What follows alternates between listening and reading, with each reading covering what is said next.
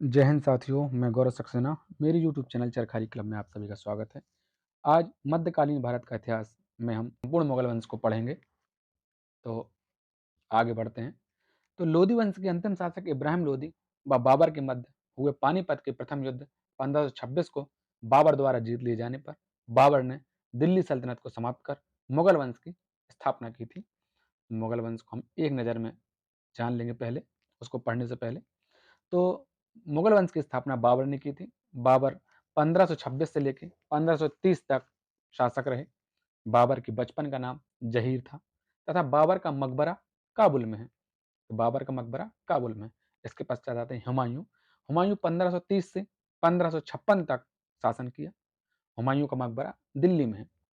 हुमायूं ने 1530 से जो 1556 तक शासन किया, उस बीच हुमायूं ने लगभग 15 वर्ष घुमक्कड़ों की तरह जीवन व्यतीत किया।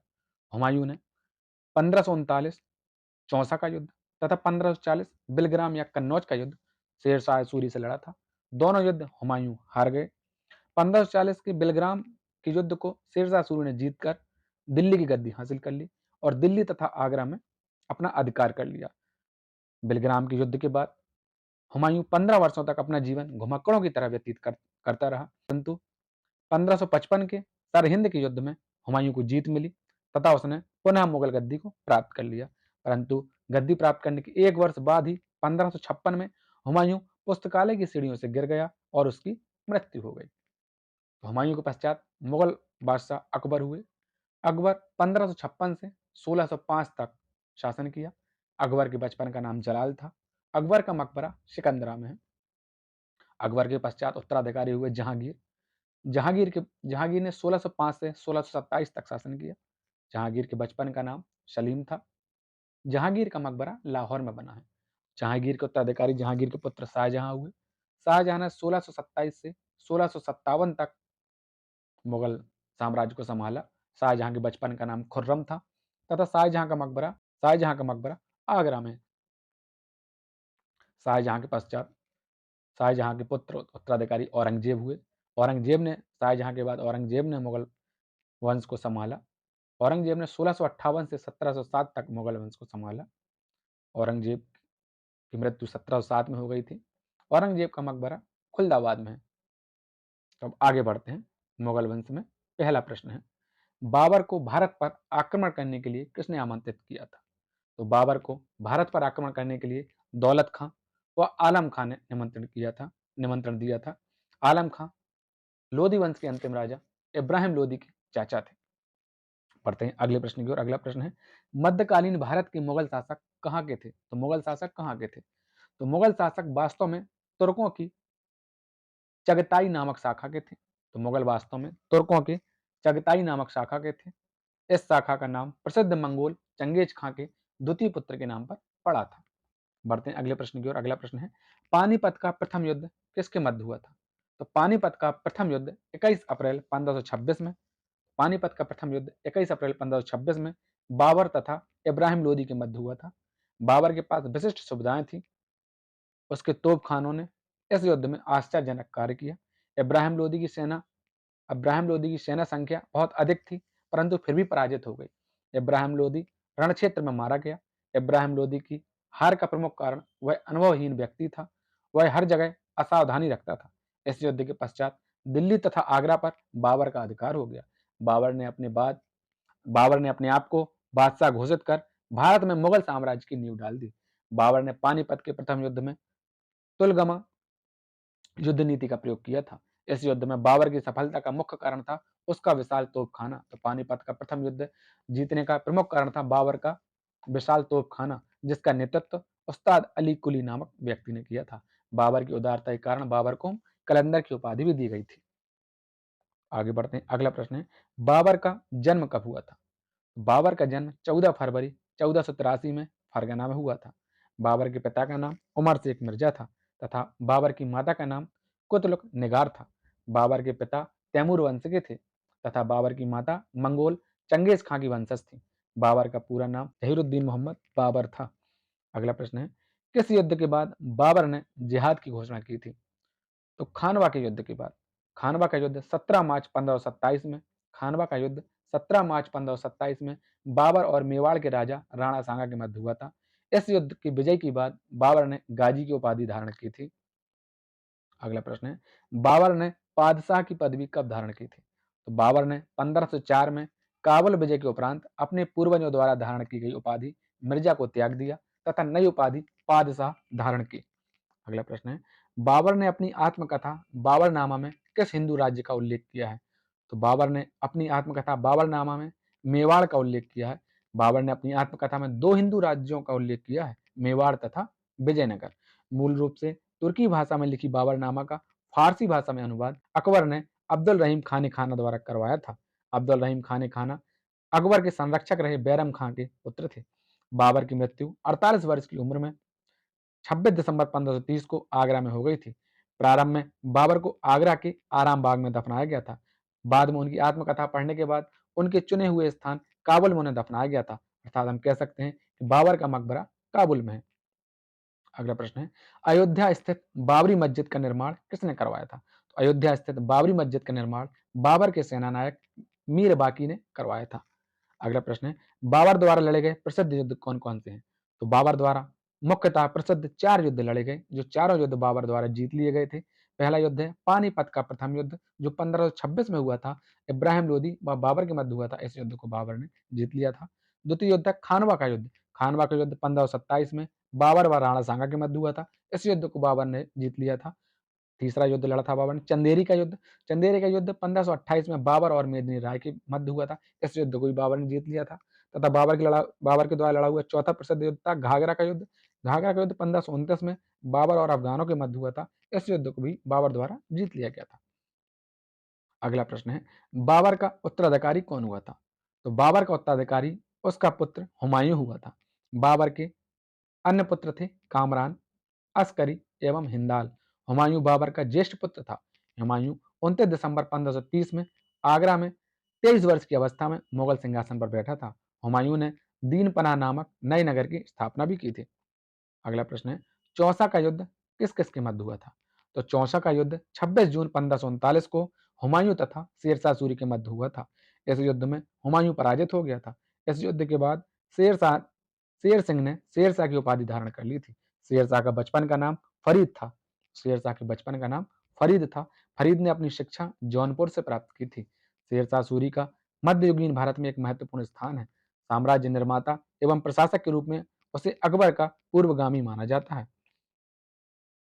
शेरशाह सूरी द्वारा किए गए महत्वपूर्ण सुधार हैं राजस्व सुधार, प्रशासनिक सुधार, सैनिक सुधार तथा करेंसी प्रणाली में सुधार। अगला प्रश्न है, कन्नौज या बेलग्राम का युद्ध कब हुआ था? कन्नौज या बेलग्राम का युद्ध 17 मई 1540 में हुमायूं तथा शेरशाह सूरी के मध्य हुआ था। इस युद्ध में हुमायूं पराजित हो गया था और विवश होकर एक निर्वासित की भांति 15 वर्ष तक भटकता रहा। परंतु 15 जून 1555 को सरहिंद युद्ध की विजय ने हुमायूं को पुनः एक बार उसका खोया हुआ राज्य वापस दिला दिया था। परंतु उसके एक वर्ष बाद ही 1556 में एक पुस्तकालय की सीढ़ियों से गिरकर उसकी मृत्यु हो गई थी। अगला प्रश्न है, हुमायूं के मकबरे का निर्माण किसने करवाया था? तो हुमायूं के मकबरे का निर्माण हुमायूं की पत्नी हाजी बेगम ने दिल्ली में करवाया था। यह श्वेत संगमरमर से बना भारत का प्रथम गुंबद वाला मकबरा है। अगला प्रश्न है, शेरशाह की मृत्यु कहाँ हुई थी? तो शेरशाह सूरी की मृत्यु कालिंजर में हुई थी। कालिंजर विजय के दौरान 1545 में जब शेरशाह के सैनिक गोले या हुक्के फेंकने में व्यस्त थे, तो बारूद से भरा हुआ एक गोला दुर्ग की दीवार से टकरा गया और वह वहां गिरा जहां बारूद से भरे हुए बहुत से गोले रखे थे, जिससे अन्य गोलों में आग लग गई और वे फट फट कर में सभी दिशाओं में विध्वंस करने लगे। शेरशाह वहां से अधजला बाहर निकला।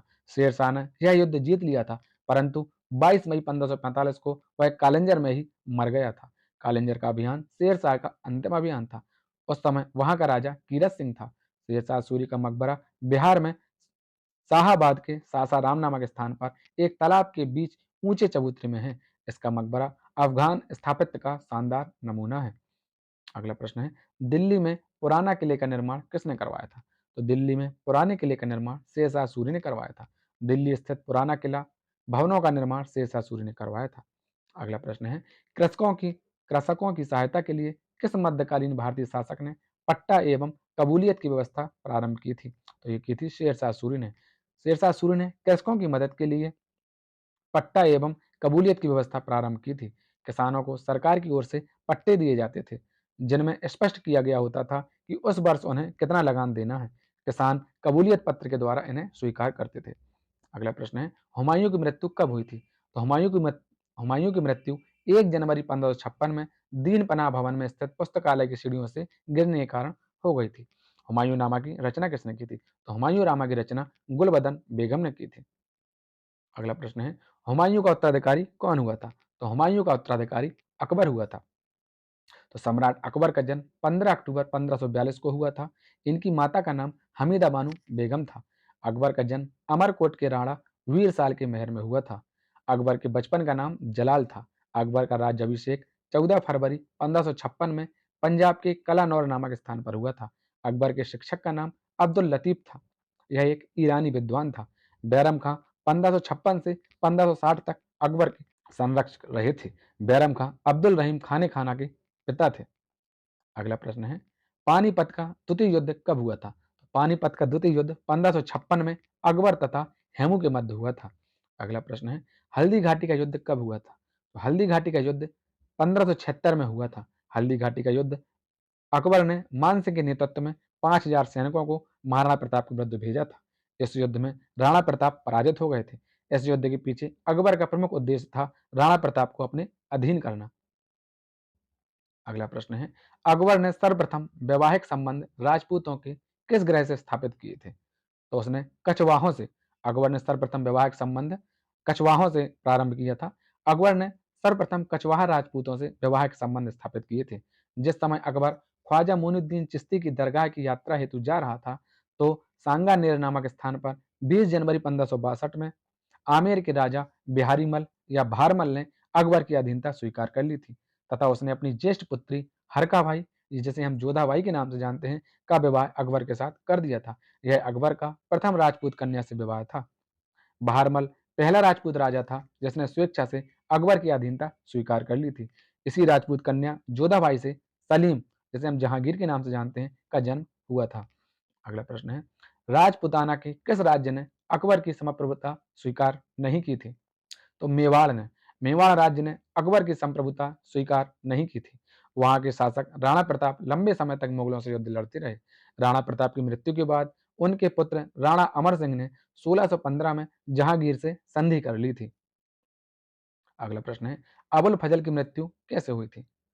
तो अकबर के पुत्र जहांगीर के इशारे पर अबुल फजल की मृत्यु हुई थी। जब अकबर के पुत्र शहजादा सलीम ने विद्रोह कर इलाहाबाद में स्वतंत्र शासक की तरह व्यवहार करना आरंभ कर दिया, तब अकबर ने 1602 में दक्षिण से अपने मित्र अबुल फजल को बुलाया। उसी समय सलीम के इशारे पर ओरछा के बुंदेला सरदार वीर सिंह ने मार्ग में अबुल फजल की हत्या कर दी थी। अगला प्रश्न है, अकबर की लोकप्रियता का प्रमुख कारण क्या था? अकबर की लोकप्रियता का प्रमुख कारण क्या था? अकबर प्रथम मुस्लिम शासक था जिसने हिंदू और मुसलमानों को निकट लाने का प्रयास किया था। अकबर ने 1562 में दास प्रथा, 1563 में तीर्थ यात्रा का कर तथा 1564 में जजिया कर को समाप्त कर दिया था। उसने बाल विवाह तथा सती प्रथा को रोकने के भी प्रयास किए थे। उसने हिंदू विधवाओं को पुनर्विवाह करने का अधिकार दिया था। इन्हीं सभी कारणों की वजह से अकबर बहुत लोकप्रिय हो गया था। अगला प्रश्न है, अकबरकालीन सैन्य व्यवस्था आधारित थी। तो अकबरकालीन सैन्य व्यवस्था मनसबदारी प्रथा पर आधारित थी। साम्राज्य के विस्तार एवं शांति सुव्यवस्था के लिए सुसंगठित सेना का होना अत्यंत आवश्यक था। उसने 1573 में घोड़ों को दागने की प्रथा पुनः प्रचलन किया था, जिससे सेनापति अपने घोड़े न बदल सके, तथा 1575 में मनसबदारी व्यवस्था के आधार पर सैनिक संगठन किए। मनसबदार का अर्थ उस अधिकारी से था जिसे शाही सेना में एक पद प्राप्त था। मनसबदारी प्रणाली सर्वप्रथम मंगोल सेना ने प्रयोग की थी। अगला प्रश्न है, टोडरमल ने किस क्षेत्र में प्रसिद्धि प्राप्त की थी? तो टोडरमल ने भू राजस्व में प्रसिद्धि प्राप्त की थी। टोडर ने भू राजस्व के क्षेत्र में ख्याति अर्जित की थी। अकबर ने 1580 में टोडरमल बंदोबस्त नामक नई प्रणाली को शुरू करके मुगल कालीन व्यवस्था को स्थायी स्वरूप प्रदान किया था। इस प्रणाली के अंतर्गत अलग अलग फसलों के पिछले 10 साल के उत्पादन और उसी समय के उनके प्रचलित मूल्यों का औसत का एक तिहाई हिस्सा औसत का एक तिहाई हिस्सा राजस्व के रूप में वसूला जाता था। इस व्यवस्था को मालगुजारी व्यवस्था तथा आईने दहसाला व्यवस्था भी कहा जाता था। अगला प्रश्न है, अकबर ने दीन इलाही धर्म किस प्रारंभ किया? तो अकबर ने दीन इलाही 1582 में प्रारंभ किया था। अकबर ने 1582 में दीन इलाही धर्म प्रारंभ किया था। अकबर ने सभी धर्मों के मूल सिद्धांतों को सम्मिलित कर इसे सर्वमान्य बनाने का प्रयास किया था। यह एक सूफी मत था। इस संप्रदाय का प्रधान पुरोहित अबुल फजल था। हिंदुओं में केवल बीरबल ने इसे स्वीकार किया था, तो राजा भगवान दास तथा राजा मान सिंह ने इसका सदस्य बनने से मना कर दिया था। अगला प्रश्न है, इबादत खाने का निर्माण किसने करवाया था? तो इबादत खाने का निर्माण सम्राट अकबर ने करवाया था। बादशाह अकबर ने धार्मिक चर्चा एवं विचार विमर्श के लिए 1575 में अकबर ने 1575 में फतेहपुर सीकरी में एक इबादत खाने का निर्माण करवाया था। इबादत खाना एक ऐसा भवन था जिसमें विभिन्न धर्मों के विद्वानों के साथ अकबर चर्चा करता था। अगला प्रश्न है, बुलंद दरवाजा का निर्माण किसने करवाया था? तो बुलंद दरवाजे का निर्माण अकबर ने करवाया था। बुलंद दरवाजा फतेहपुर सीकरी में स्थित है। अकबर ने गुजरात विजय 1572 के बाद फतेहपुर सीकरी नामक नगर की स्थापना की थी। अगला प्रश्न है, पंचमहल कहाँ है? तो पंचमहल फतेहपुर सीकरी में है। अकबर ने अपनी राजधानी फतेहपुर सीकरी में पंचमहल पिरामिड के आकार का 5 महलों का भवन बनवाया था। यह बौद्ध विहारों के अनुरूप था। फतेहपुर सीकरी में अकबर द्वारा बनवाए गए प्रसिद्ध इमारतें हैं दीवाने आम, दीवाने खास, पंचमहल, तुर्की सुल्तान की कोठी, जोधाबाई का महल, हवा महल, मरियम की कोठी तथा बीरबल की कोठी आदि। अगला प्रश्न है, अकबर का मकबरा कहाँ है? अकबर का मकबरा सिकंदरा में है। अकबर का मकबरा सिकंदरा नाम गांव में स्थित है, जिसे सुल्तान सिकंदर लोदी ने अपने नाम पर बसाया था। अकबर ने इसका नाम बहिस्ताबाद रखा था। सिकंदरा आगरा से 5 मील दूर दिल्ली रोड पर स्थित है। इस मकबरे में 5 मंजिलें हैं। यह गुंबद विहीन है। अगला प्रश्न है, अकबर के काल में किसने महाभारत का फारसी में अनुवाद किया था? तो अकबर के काल में अब्दुल कादिर बदायूं ने तथा फैजी द्वारा रज्जनामा के नाम से महाभारत का फारसी में अनुवाद किया था। बदायूनी ने रामायण का भी फारसी में अनुवाद किया था। अकबर ने किसे जरी कलम की उपाधि दी थी? अकबर ने मोहम्मद हुसैन को, जो एक प्रसिद्ध ग्रंथकर्ता थे, इन्हें जरी कलम की उपाधि दी थी। अकबर का उत्तराधिकारी कौन हुआ? तो अकबर का उत्तराधिकारी अकबर और जोधाबाई का पुत्र शहजादा सलीम जहांगीर हुआ। अगला प्रश्न है, चित्तौड़ की संधि कब हुई थी? तो चित्तौड़ की संधि 1615 में हुई थी। 1615 में चित्तौड़ के राजा राणा अमर सिंह तथा मुगल बादशाह जहांगीर के मध्य चित्तौड़गढ़ की संधि हुई थी।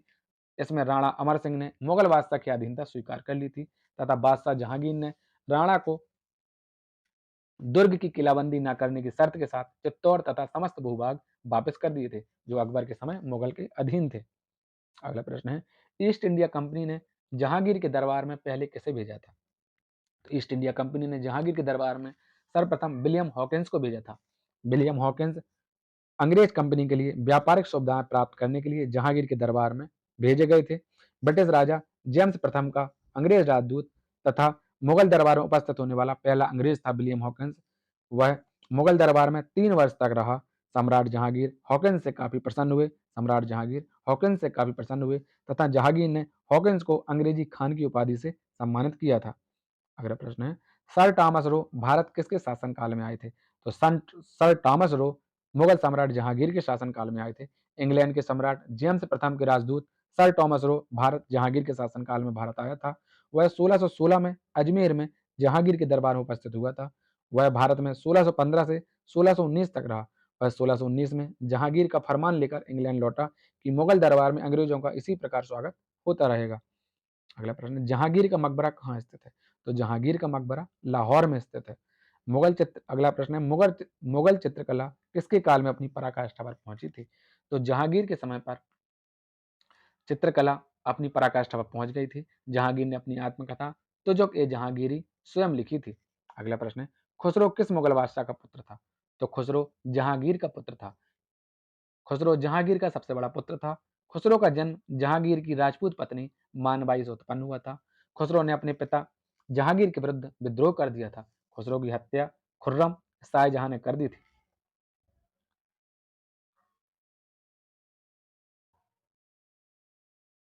संभल की जामा मस्जिद का निर्माण बाबर ने करवाया था। दिल्ली स्थित दीन पनाह का निर्माण हुमायूं ने करवाया था। आगरा के किले में स्थित जहांगीर महल का निर्माण अकबर ने करवाया था। सिकंदरा में अकबर के मकबरे को पूर्ण जहांगीर ने करवाया था। अगला प्रश्न है, गोविंद महल कहाँ है? तो गोविंद महल दतिया में है। दतिया मध्य प्रदेश में। तो गोविंद महल कहाँ है? तो गोविंद महल मध्य प्रदेश के दतिया में है। गोविंद महल मध्य प्रदेश के दतिया में स्थित 17 मंजिला महल है। इसका निर्माण 1614 में राजा वीर सिंह देव द्वारा पत्थरों से करवाया गया था। यह बुंदेल काल की उत्तम वास्तुशिल्प का उदाहरण है। अगला प्रश्न है, मुमताज महल का असली नाम क्या था? तो मुमताज महल का असली नाम अर्जुमंद बानो बेगम था। आसफ खां की पुत्री अर्जुमंद बानो बेगम का विवाह मुगल बादशाह जहांगीर के पुत्र खुर्रम या शाहजहां के साथ हो गया था। आगे चलकर अर्जुमंद बानो बेगम मुमताज महल के नाम से प्रसिद्ध हुई। ताजमहल के निर्माण के लिए शाहजहां ने भारत, ईरान एवं मध्य एशिया से डिजाइनरों, इंजीनियरों एवं वास्तुकारों को एकत्र किया था। ताजमहल की वास्तुकला में भारतीय, ईरानी तथा मध्य एशियाई वास्तुकला का संतुलित समन्वय दिखाई पड़ता है। अगला प्रश्न है, दिल्ली की जामा मस्जिद का निर्माण किसने करवाया था? तो दिल्ली की जामा मस्जिद का निर्माण शाहजहां ने करवाया था। तो दिल्ली के लाल किले का निर्माण किसने करवाया था? तो दिल्ली के लाल किले का निर्माण शाहजहां ने करवाया था। शाहजहां के पुत्रों में सर्वाधिक विद्वान कौन था? तो शाहजहां के पुत्रों में सर्वाधिक विद्वान दारा शिकोह था। दारा शिकोह ने अनेक हिंदू धर्म ग्रंथों का अध्ययन किया एवं उपनिषदों, योग वशिष्ठ, भगवत गीता आदि हिंदू धर्म ग्रंथों का फारसी में अनुवाद भी कराया था। इसकी प्रमुख रचना थी सिर्र ए अकबर। इसकी उदारता को देखकर लैनपूल ने इसे लघु अकबर की भी संज्ञा दी थी। शाहजहां ने इसे शाह बुलंद इकबाल की उपाधि प्रदान की थी। अगला अगला प्रश्न है, शाहजहां के बाद मुगल बादशाह कौन बना? तो शाहजहां के बाद मुगल बादशाह औरंगजेब बना। मुगल गद्दी पर शाहजहां का उत्तराधिकारी औरंगजेब हुआ। मुगल गद्दी पर शाहजहां का उत्तराधिकारी औरंगजेब हुआ। औरंगजेब शाहजहां के पुत्रों में तीसरे नंबर पर था, परंतु उत्तराधिकार के युद्ध में औरंगजेब ने तलवार के बल पर युद्ध जीत लिए। वह स्वयं गद्दी पर बैठ गया। अगला प्रश्न है, किस मुगल बादशाह को जिंदा पीर कहा जाता था? तो औरंगजेब को जिंदा पीर कहा जाता था। औरंगजेब जो कुछ भी दूसरों पर लागू कराना चाहता था, वह पहले स्वयं उसका अभ्यास करता था।